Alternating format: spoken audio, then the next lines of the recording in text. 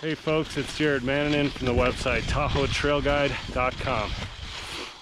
I suspect that today's skiing is not unlike skiing at the South Pole, except for the temperature, of course.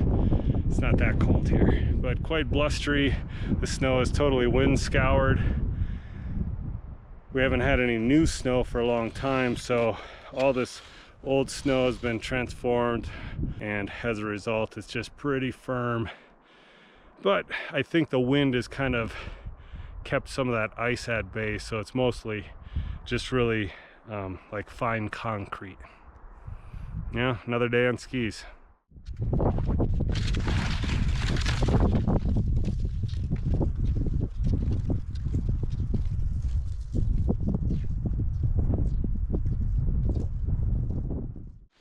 So this little 4-mile ski tour that I'm going on today is about 15 to 20 minutes from my house.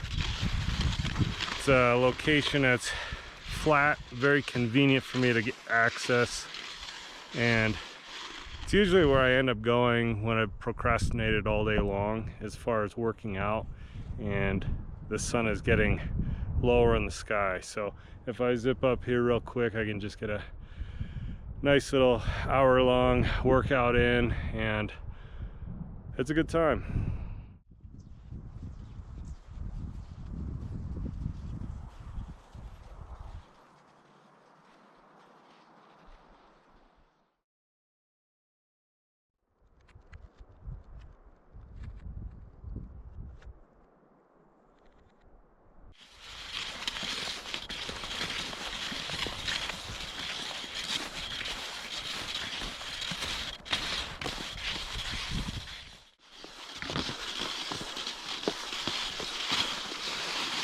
Abby, how's it going? Hey. There she is, the world famous author of Murder Mysteries. That's so funny because I will often see her while I'm out here skiing.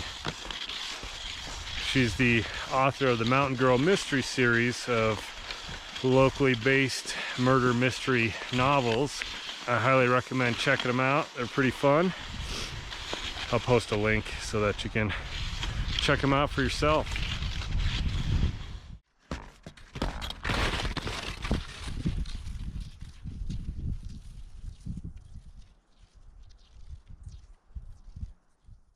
One of the reasons, as you can probably tell from some of this footage here, that I like skiing up here is specifically because so many other people do, and there's always some tracks that you can follow.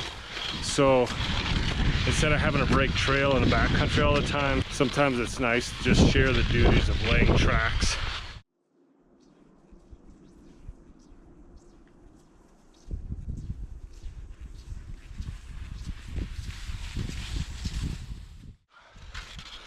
One of the unexpected benefits of skiing later in the day at this location,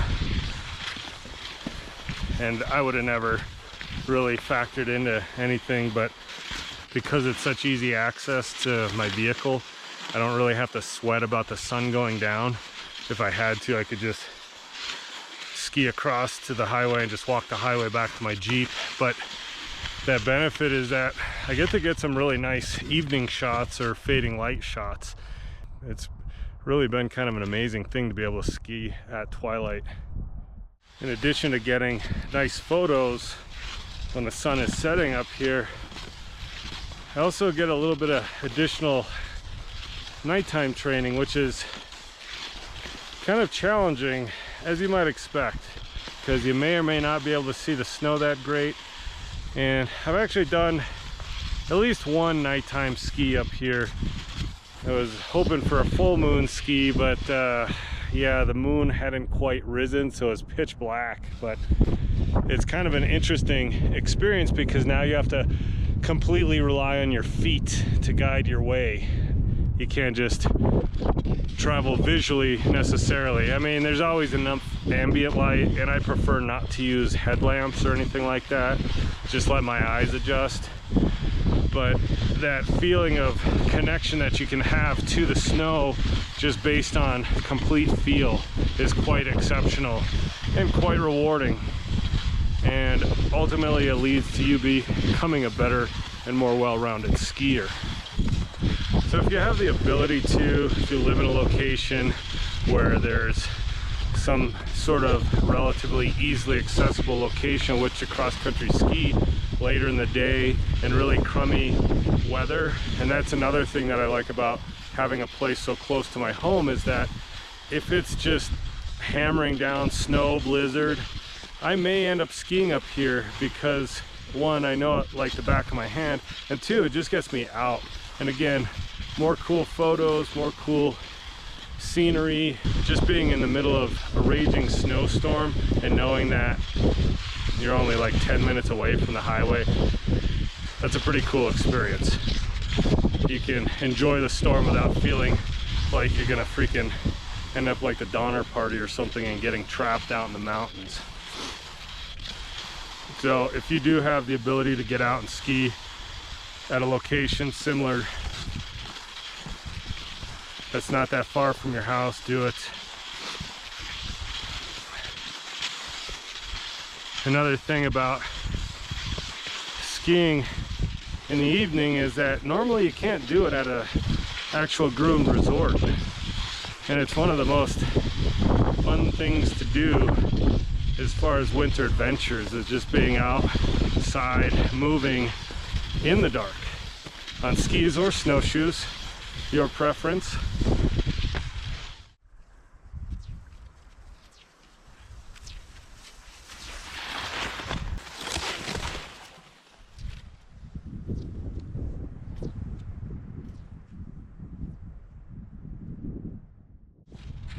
Okay, I'm calling this workout over. I'm gonna beat feet back to the Jeep.